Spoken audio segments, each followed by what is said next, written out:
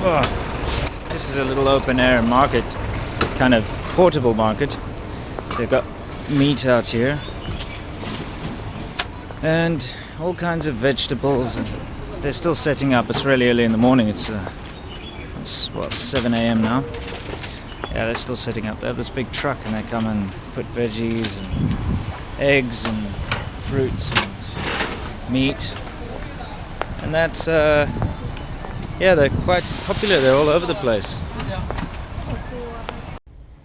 Hey there guys, and welcome to another episode of What's Happening in China.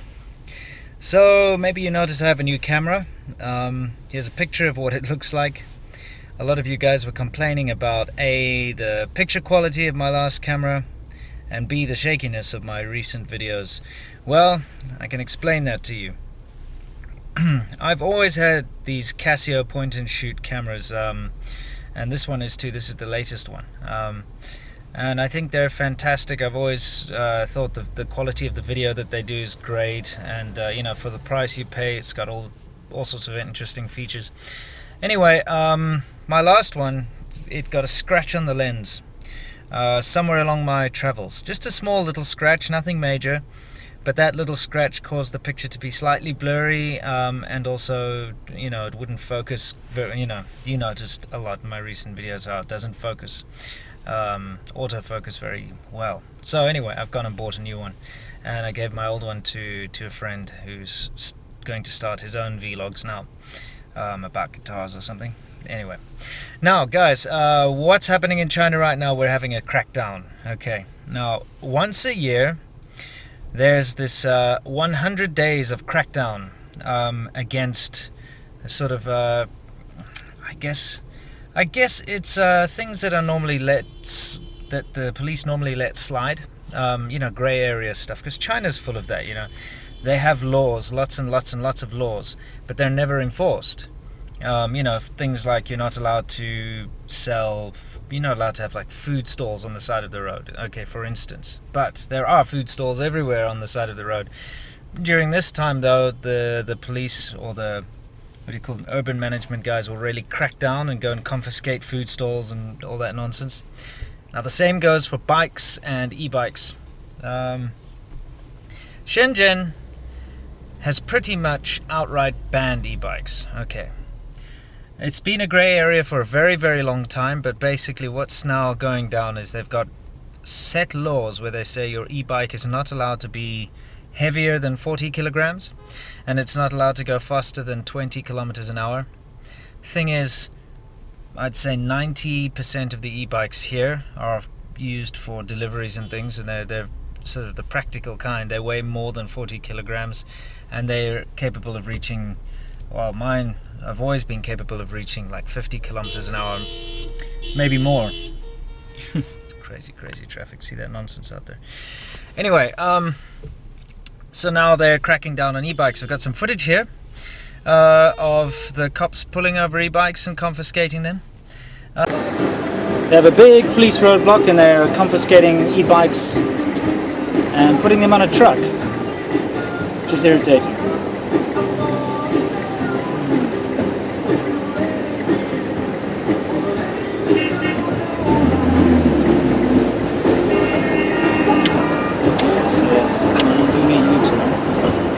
Sorry lady. See all the police there? Yeah, they're confiscating the e-bikes. See them all, putting them on the back of that truck to go and destroy them or whatever. Very irritating. Anyway. But now this also applies to motorcycles. Now, of course, motorcycles are completely banned in Shenzhen, and you can't find them here. You won't find them in the city, except for there are a couple of little areas, like in Nanshan, where all the foreigners live. The cops kind of let foreigners ride around on scooters, not motorbikes, but scooters. Although, you know, I'm quite sure they'll be confiscating them now during this time.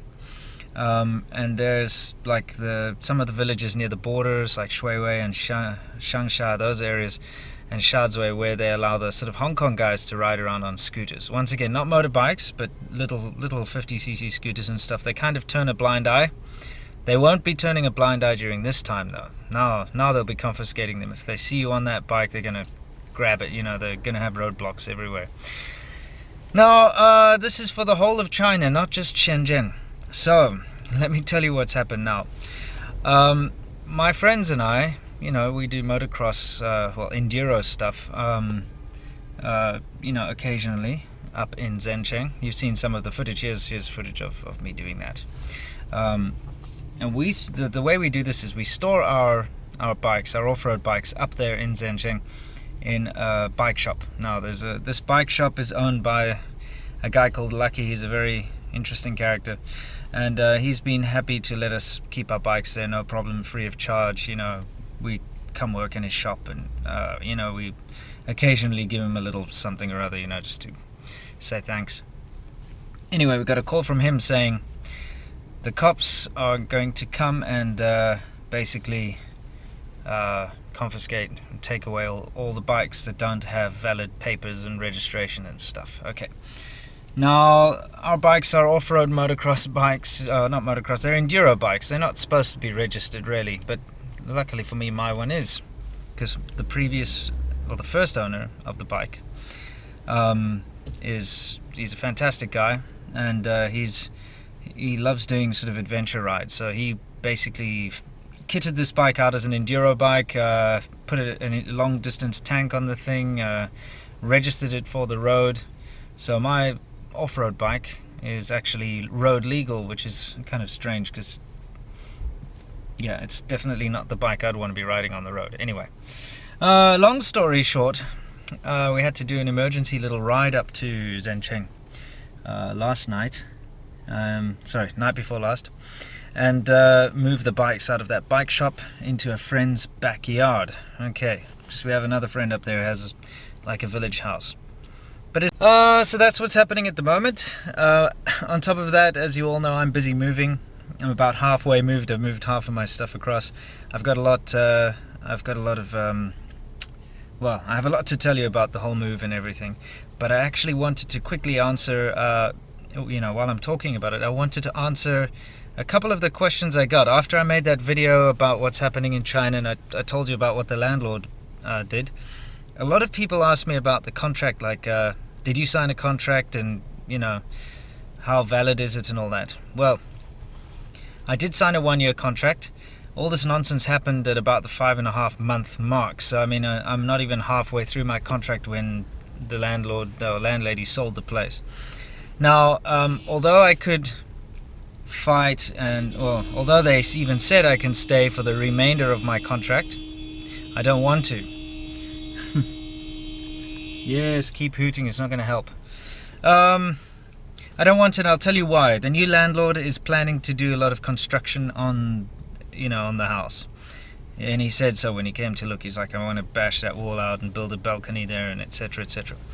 Now, they're preparing this, and they probably want to have it all done by the time they move in. So what's going to happen is, if I do stay there, I'm going to constantly be bothered by people coming to do measurements and maybe even start the construction and do all this nonsense. And I just can't trust those people. They were really treacherous. I'll tell you the whole story. And I actually don't want anything to do with the new landlord, and definitely not the old landlady. So I actually said to them, listen, I can see you guys want me out of here. I want to get out of here. I'm going to leave at the end of the month. Give me my deposit back. That's pretty much how it played out. So they're going to give me my deposit back at the end of the month. Then I'm going to give them the keys, and then I'm out of there. Basically, that's how it's going to work.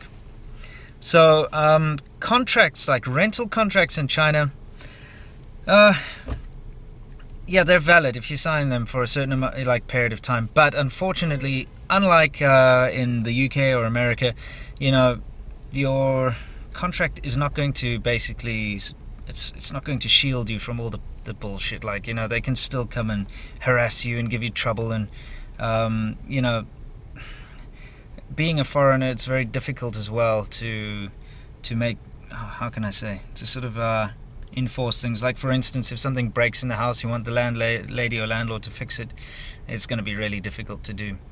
But I've got lots of tips and tricks for you in my upcoming China How It Is about renting apartments. How to ensure that you don't run into the same trouble I have.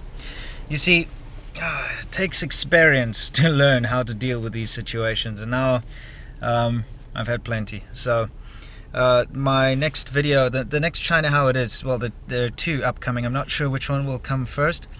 I'm going to do one on why motorcycles are banned in China. I've got good footage about that.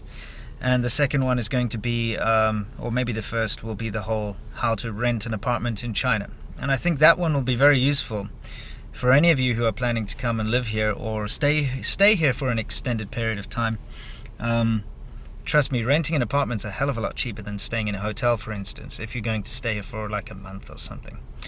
Okay, so just stick around, guys. As always, it's a pleasure. I always enjoy the comments and everything from all of you guys. I hope this camera is a little better than the last one, and I'll see you in the next video. I am incredibly busy with the move and, you know, having to go rescue my bikes and stuff like that, but I'll find time to upload videos in the meantime. Alright guys, till next time, cheers.